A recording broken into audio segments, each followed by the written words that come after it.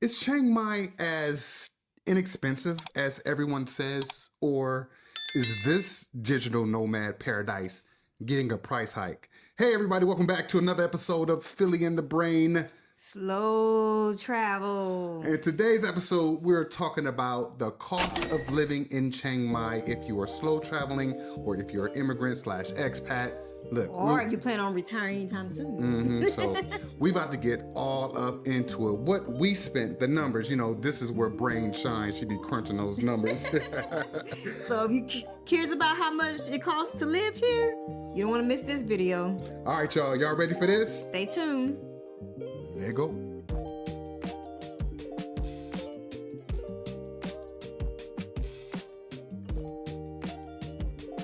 All right, ladies and gentlemen, before we get started, do us a solid and do all the things.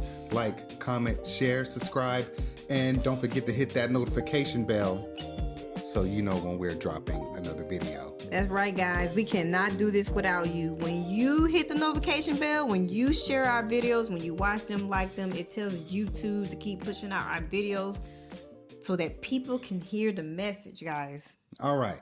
So we just spent 30 days in Chiang Mai and we tracked every single dollar.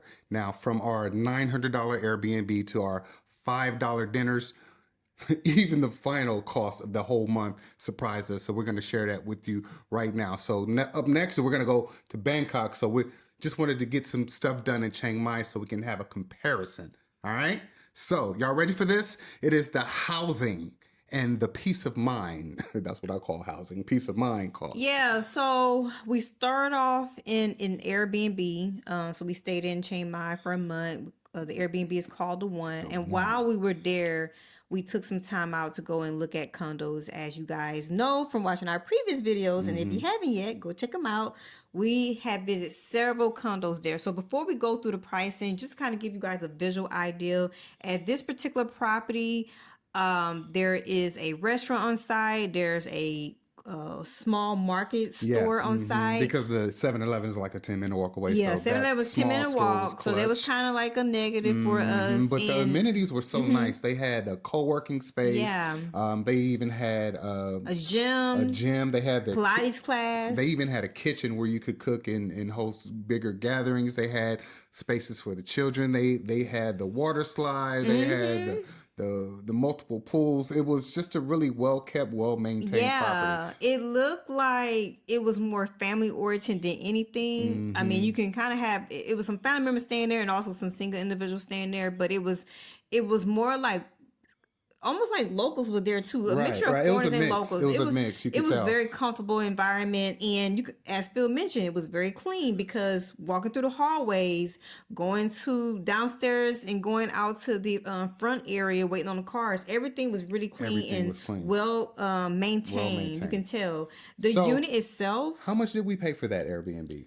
So the unit itself, Airbnb, we spent some around, I think, $930. We'll include the price at the top. And this, when you're booking with Airbnb, just know that it includes an Airbnb fee. And if you get in travel insurance, it also includes the travel insurance. Now, we did some research in the same exact unit, in the same exact building. If you were not to go the Airbnb route, but to actually lease from 6 months to a year, you can actually get that same unit for around $600 to $700 in that range. Yeah, and it depends on the bedroom size. We stayed in a 1-bedroom, 1-bathroom, as you can see here, and it was a really comfortable, nice space. It had a nice sized balcony. It also had a washing machine, which is very common in Southeast Asia.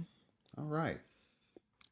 So besides that, we do want to talk about the condos. So just kind of give you an idea, the range. If you plan on living in Chiang Mai, you're probably going to spend somewhere between $500 and $700, maybe even less, depending on if it's a 1-bedroom or a 2-bedroom, and depending on your preference. Depending on the age of the property, there's so many different factors. What works for you may not work for us, and what works for us may not work for you. So just like you're finding a home back home, you're gonna have to come out here and physically figure out what works for you. In general, the newer condos have more amenities, but they're smaller. The older condos are bigger, less amenities, something like that. Right, and typically your Your electricity and water bill in most cases will be including your rent. The internet may be separate, so keep that in mind. All right. So the next part of the budget and what we spent in Chiang Mai has to do with transportation. I like to find places that are walkable to keep some of those costs down. So let's talk about it. Let's talk about the walkability of the area that we found, the grabs, and all that good stuff. Yeah, so it really depends on your preference, right? Like typically in Bangkok, for example, most people would try to stay near the BTS train. Yeah. And they may spend on average about $2 per person for transportation. But Chiang Mai is a smaller city, so you don't have the BTS. You don't have the train here. So either you're on a scooter or you're in a Grab. Yeah, we've seen people on scooters and Grabs. So keep that in mind if you're planning on living in Chiang Mai. Make sure that when you are looking for a place to call home, that you have a grocery store nearby. You have maybe a corner store connected to your unit, like a 7-Eleven or something that we had similar to a 7-Eleven. You have also maybe the mall walking distance to you. Yeah, so that was clutch, having the mall actually about a 7-minute walk from the condo we were at. But yeah, you definitely want to consider that if wherever you land, if you're not in a major city like a Bangkok where they have a robust public transportation system, you definitely want to factor in walkability to keep your costs down. So because the mall was near walking distance, we didn't need to catch a Grab there. We just walked there, and when we got our groceries, we took the Grab back, and that was just less than $3 because we were only 7 minutes away. The only other time we used the Grab too is when I went to the nail shop. It was $3 one way to go to the nail shop because it was like a 15-minute commute from the condo. We also went to the night market. The night market, it was about $3 to get there. There were other things we did. Oh, when we did condo tours, it was about $4 to get there. So on average, you're gonna spend between $2 and $6 just getting. That's one way getting around Chiang Mai. So just keep that in mind. Yeah, you're not paying for gas and car insurance and all those other expenses that you had when it came to transportation back home. So $2 and $3 Grab rides sounds cheap, sounds inexpensive, but remember those costs do add up. Yeah, they do add up. So keep that in mind. All right.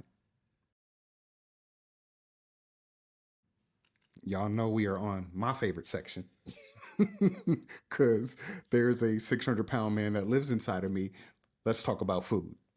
Yeah, and let's be honest, guys. When you're on this journey, the food is so fresh. You're going to find yourself in the very beginning. You're going to feel like you're hungry all the time. I do have to put that out. A lot of people don't talk about this when they're creating content videos. Your body is adjusting to real food. It is adjusting to a lack of preservatives. It is adjusting to a lack of red dye number 5. A lot of the food that we eat back in America, they don't even allow half the ingredients in other countries across the world. So your body definitely takes some time to adjust to real food. Right. So when you're eating your meals and you feel hungry after that, ignore yourself. You're not really hungry.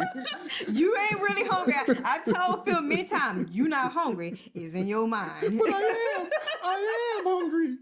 So let's just give you guys an idea. Let's start with grocery shopping first. So in this particular area, because we're 7 minutes from the mall, we can walk over to the mall and go grocery shopping and just catch the Grab back, like we said. Now there's Tops, Bougie grocery store. Okay, let me just interject here. So Tops, they have like a regular Tops, that's the red label, and then some of the Tops are black label. That's like Whole Foods back home. So the closest grocery store to us when we stayed at the one condo just happened to be the black label Tops. So you do what you got to do. Yeah, so I would say we was surprised by the cost. So when you're staying in Airbnbs or moving somewhere long term, staying a year or whatever, you are going to be buying a lot of things that you need, like house needs, like your toiletries, your tissue, your paper towel, things of that nature.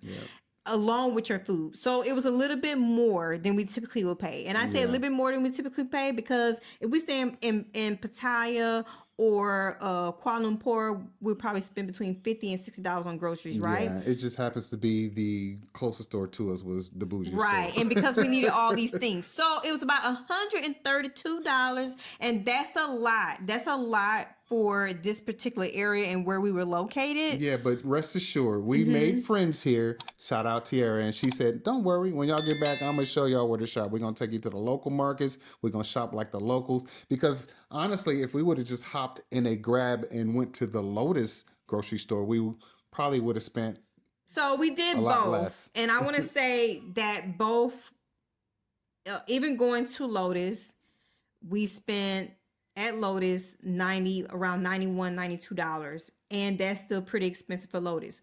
Now, what we have learned from the locals, and even speaking to some of the expats, shout out to Tierra again, is that there is local markets that are much more affordable. And there was one nearby.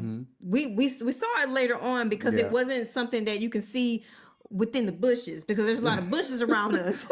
It's We were up the street surrounded on the by freeway. greenery. So to kind of give you an idea, when we do grocery, typically what we do when we're staying in Airbnbs is that we do grocery shopping every other week. And that's to get mostly food we need for breakfast and coffee and our toiletry stuff. And sometimes to get enough food to make at least 3 meals for dinner. And then that initial stop at the grocery store is always, like she said, a little more expensive because of the toiletries and the staples like trash bags and cooking oil Tissue, and paper stuff towels. that you don't get every time you go to the grocery And we store. drink a lot of coffee as well. So just to kind of give you an idea, when we get the food, we normally cook 3 meals at the house, and then the other 4 days what we do is we order from Grab. So with Grab, what we found in Chiang Mai, we spent a lot less. Yeah, So this is what we call in the slow travel hack. And just for you guys back home, Grab is the exact same thing as Uber back home. So you can use it for rides or food. Uber Eats. So when we say Grab, just think about Uber. yeah, so Grab in Chiang Mai for 2 people, you can get 2 meals for under $5. I'm not kidding you. Y'all see it on the screen. The We eat trick good. is always use the coupons. Always go to the offers on the app, and you'll be able to get coupons all the time. So we spent less than $5. Only one day we spent a little more than that, and it was because it was Songkran Day. Songkran, it was for 3 days. Yeah. And the food cost Thai a little New more. Year's nationwide waterfall fight. So yeah. So we did that. That's option 1. We were like, okay, we're gonna do our grocery shopping, order some food. We can have 3 meals each week for dinner that we cook, and then we can order from Grab 4 days a week. That kind of gives you an idea. We spending $5 each day, 5 times 4, which on average a month is what? We'll put the numbers up. I can't believe though. I'm still wrapping my mind around. It is cheaper in Chiang Mai because in Bangkok we've noticed that Grab some of the same meals are a few dollars more, but in Chiang Mai we're talking about it can be cheaper to order Grab. Yeah, every day so than to that's go what grocery shopping. that's the point I'm That's crazy getting to me. to. So we got to this point where we were like, okay, we do option 1 where we go to the grocery store, we get our breakfast food, and we get our items to make dinner 3 times a week, and we order from Grab 4 days a week for dinner, right? Or option 2, we just go to the grocery store just to get breakfast items, which costed about $18 to $20 when we went back just to get our breakfast items, like our avocado, eggs, bread, coffee, and things of that nature. And then instead of cooking at our Airbnb, we ordered from Grab 7 days out the week. And it was still less, about $150 or less a month. So that kind of gives you an idea. So you cook meals at the Airbnb or order, and it's almost like a little bit more affordable if you just order food out, which is weird. I don't know why. Chiang Mai is winning for me just because we can eat 2 grown ass people for $5 delivered to the door. And you know I'm not lying because I got to feed this man who's always hungry.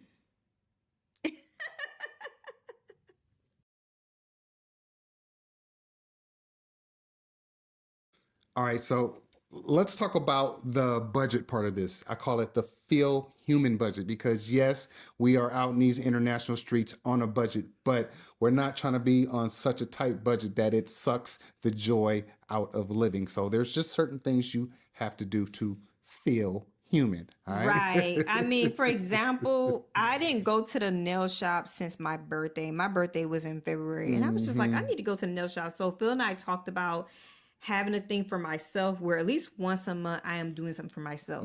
So what That's I important. did was I went to the nail shop. So ladies, if you want to get an idea of what that's like, my nail shop experience was amazing here in Chiang Mai.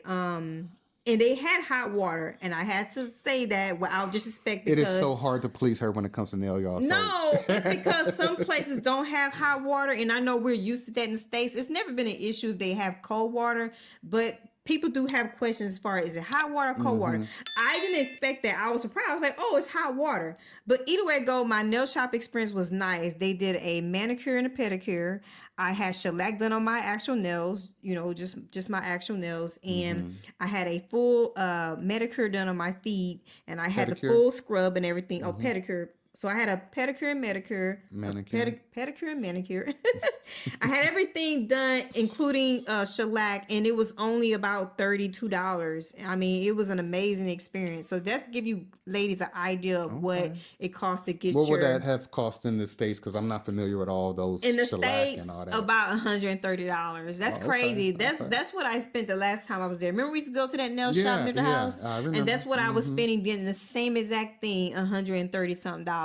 Listen, whether you are retiring or just traveling, you got to give yourself permission to have something that is just for you. Yeah. So outside of that, as far as activities, we did go over to the mall. We noticed there was a movie theaters. We did not go in to see a movie, but we have before within Thailand. And on average, it's about $15 for a one of those Like the love seat. love seats. So it's about $15 for And you two can do people. it even less than that if you're just getting regular seats. So yeah. Yeah, and that doesn't include your popcorn, but you can get popcorn at a reasonable price as well. Outside of that, we did try some a restaurant or two in the mall, and it's about the same as Bangkok. You're gonna spend about $18 or maybe a little more for two people at the restaurants because they're very, very nice and bougie in my opinion. Yeah. So we kind of boring. We didn't do too much. We're slow traveling. So what we did was live. We did laundry. We cooked. We ate. We maintained our business. So none of this really includes like going out to attractions and stuff. This is just what it costs to live in Chiang Mai, Thailand. Yeah, but we did. But besides the fact that we didn't do a whole lot because we live in every day, we did go and see some attraction stuff, which is we did go to the coffee shops and stuff. Remember we wanted to talk about that? Yeah, we went so to we did go out and meet people. Yeah, we did hit a couple of coffee shops. We went to number 39 Cafe, and we also hit up Much Room Cafe, play on words, mushroom, Which costs mushroom. $15 to less than $15 for two cups of coffee and two meals there. Just kind of give you guys an idea. Yeah, which will our probably budget. run you 3 times as much if you're going out to meet your girls for brunch back in the States. Yep, that's right.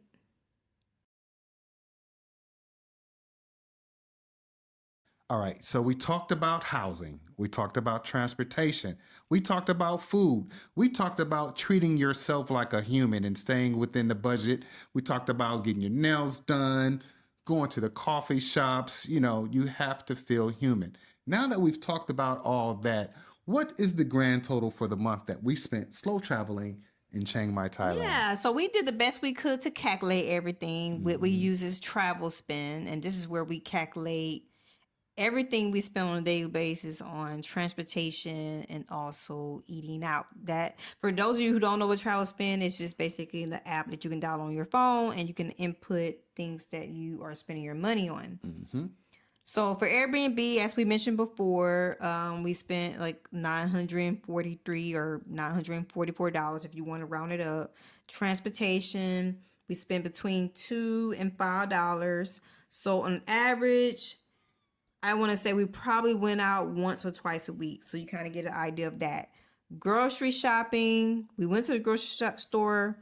The first time we spent about $132. Again, it was on the higher end because we went to the bougie tops. Right, and we were getting oils and trash bags, stuff that you don't normally get when you And go. then we went back to the store a week after that, or the 2 weeks after that, and we spent $91 and went to Lotus instead. Okay. Now we did go back once to kind of get an idea of what it would cost if we just got breakfast items. This was kind of like a trial thing we were doing, and we found out just getting some breakfast items, it was just $18. Yep. Now, when it comes to eating, we did find that Grab is much more affordable here, more affordable than it is in Bangkok and Pattaya, which is pretty interesting. We were able to spend all of our meals except one on during Songkran days, but we were able to spend only less than $5 That's amazing. for 2 meals, sometimes even an appetizer. And again, if you're using the offers, make sure you check the offers on your Grab app. So if we decided to stay in Chiang Mai, on average, we were doing about 4 meals a week. The first 2 weeks, and then we increased it to 7 days, You're talking 7 about meals a Grab week. orders, yeah. Yeah, Grab orders. So we spent between 130 and 150 a month on Grab. So guys, we spent about $1,300 living in this Airbnb for a month with the groceries and all the stuff that Denicia the Brain just spoke about. Now, if we decided to sign a long-term contract lease, 6 months to a year, that same building, that same condo would drop about $200. So if you can get away for $1,300 to $1,100 a month as a couple in Chiang Mai, Thailand, that says a lot about how far your money goes here. Yeah, and not everyone that are on this journey do any type of activity. Some people just really homebound, like going to the nail shop. Not everybody goes to the nail shop. Yeah, I mean, some of mean- you men out here may not even care about going to the nail shop. Like, so we don't your drink budget may be even alcohol, less. so that keeps our budget down because we don't drink alcohol. It may increase your budget if that's something that's important to you. So everybody's budget is just different because we're all different individuals. We just wanted to give you a baseline. So if you start thinking about, I want to live somewhere else, you have a starting point, Yeah. a reference. Right? So in our last recommendation, we would say give yourself at least $100, if not a little bit more of miscellaneous. As you can hear, we stated that I went to the nail shop and went did some girl stuff, and I only spent $30-something. I can easily say $100 between Phil and I if we added on the Thai massage, for example, because in the massages. Thailand, in Chiang Mai, you can spend about $15. Some places even less to get a massage. Yeah. All right. So that's what we spent in Chiang Mai for 30 days, $1,300 Airbnb, right? Long term, that would have been about $1,100, y'all. So this lifestyle is totally doable. Listen, we have a guide that'll help you figure out if this lifestyle is for you. Scan here, you guys. It is a free call to action, slow travel guide. The things that you need to do and things that you need to put into place so that you can start living a life abroad. That's Scan right, right here, guys. or the link is in the description. Yeah. So do all the things: like, comment, share, subscribe, and don't forget to hit that notification bell so you know when we're dropping another video. Yes, guys. Again, we cannot do this without you. By you taking the time out to like our videos, hey, give us a hype it up. and share our videos. It tells YouTube to keep pushing out our videos so that it goes out to a larger audience, guys. Message. Hey, people need to hear it. Help us reach 10,000 subscribers. That's right. We are on the road to 10,000, y'all. All right. So y'all know what it is. Until next time, Take care of each other. love one another. Peace. Peace. Y'all know what it is. It's time to eat. Are you constantly wondering if you'll actually have enough money to retire? Most of us never truly learn how to invest. I mean, the ideal of retirement could be overwhelming, even scary at times. Maybe you think Social Security won't be enough, or you simply just want more control. That's exactly why we created our ebook, Beyond the Paycheck. Build your future with dividends. Now, it's not a quick fix, but it's a powerful guide to building your own extra stream of income. We'll help you shift your mindset, find your unique financial number, and teach you how to build a simple, effective investment portfolio. You don't need to be an expert. You just need to be ready to take one small step towards feeling in control. Our ebook, Beyond the Paycheck, gives you every tool and template you need to get started. You got this, y'all. Let's build that retirement you actually look forward to. Grab your copy of Beyond the Paycheck today.